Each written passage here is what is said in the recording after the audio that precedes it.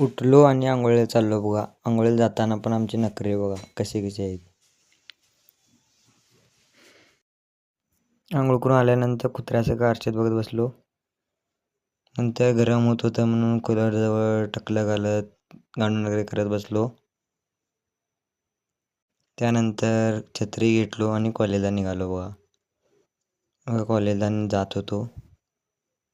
घरातून बाहेर पडलो, स्टँडवर आलो, बशीमध्ये चढलो. बशीमध्ये चढताना गर्दी बघा केवढी होती.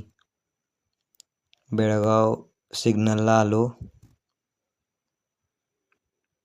सिग्नलवरून चालत रेल्वे स्टँडमध्ये आलो. बस स्टॉपमधून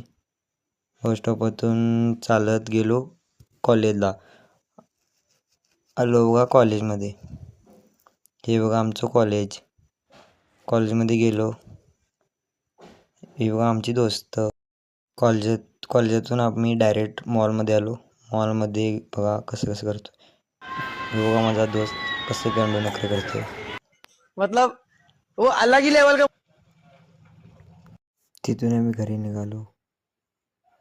टेम्पोमध्ये बसलो.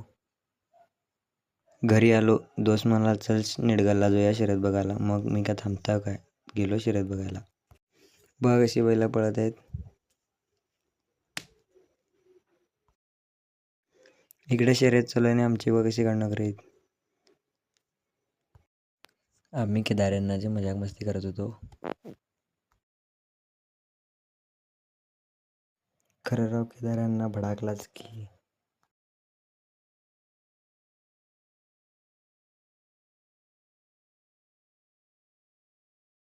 मजाक मस्ती झाल्यानंतर आम्ही थोडं खायला गेलो.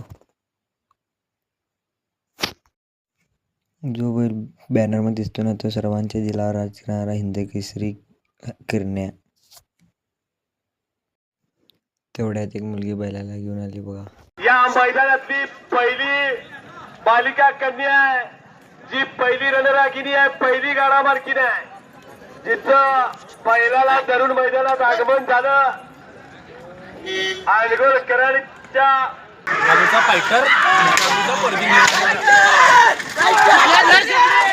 अनगोल कराडचा. तिथून आलो मी आता घरी. दोस्त बोलला की पार्टी करायला जाऊया तर पार्टी करायला गेलो. बघा माझी रांधण्याची पद्धत कशी आहे, स्वयंपाक करायची पद्धत.